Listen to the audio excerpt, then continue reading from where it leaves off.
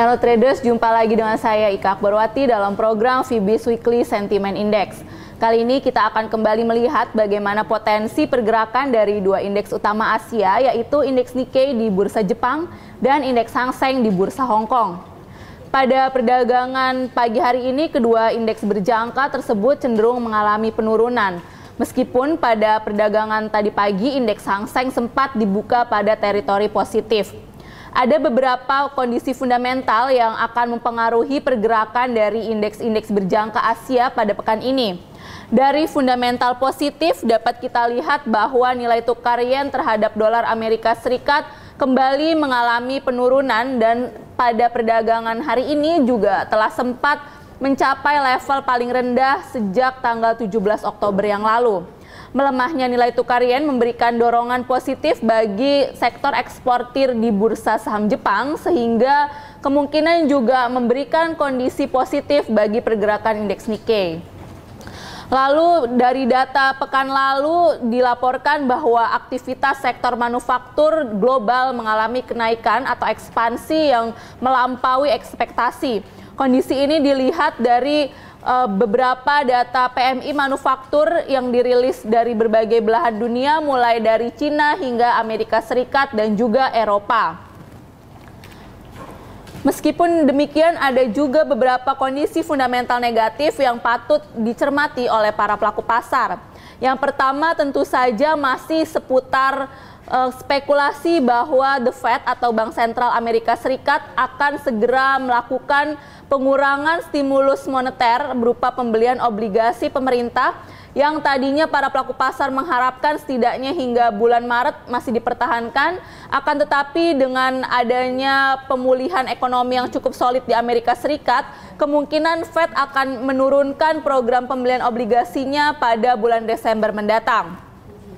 Lalu kondisi di bursa Jepang khususnya, di mana saat ini mulai memasuki musim pelaporan keuangan untuk kuartal ketiga yang lalu, beberapa saham menunjukkan kondisi keuangan yang kurang mengesankan sehingga memberikan sentimen negatif di bursa saham negara tersebut. Kita langsung melihat kondisi dari indeks Nikkei. Saat ini indeks Nikkei cenderung mengalami penurunan, melanjutkan penurunan yang terjadi pada Jumat pekan lalu, di mana indeks Nikkei sempat anjlok ke level paling rendah dalam satu pekan belakangan. Untuk hari ini indeks Nikkei berada di level 14.280 dengan level support mingguan ada di posisi 14.100 hingga 13.900.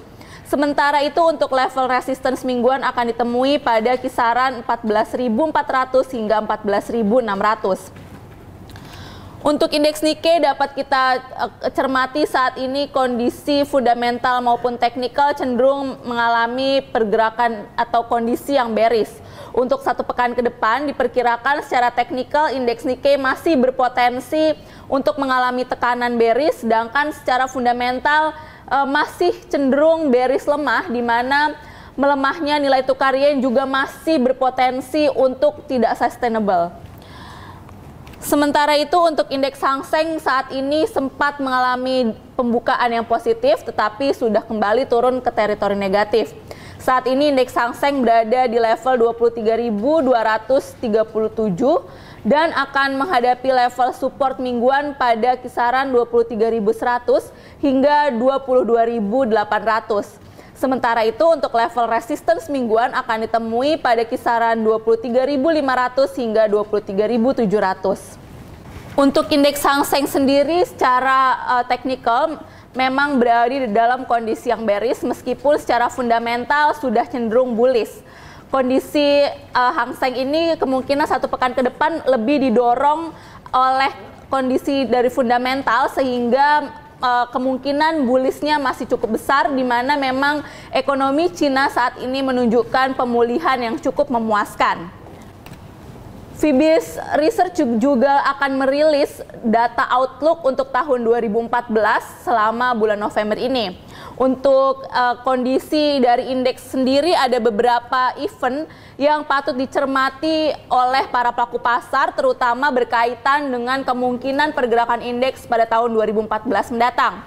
Yang pertama adalah rapat Dewan para petinggi Fed atau FOMC yang akan dilangsungkan pada bulan November dan Desember mendatang, di mana pada bulan Desember ini merupakan sebuah titik balik apakah The Fed akan melanjutkan besaran stimulus di 85 miliar dolar per bulan atau menurunkan stimulus.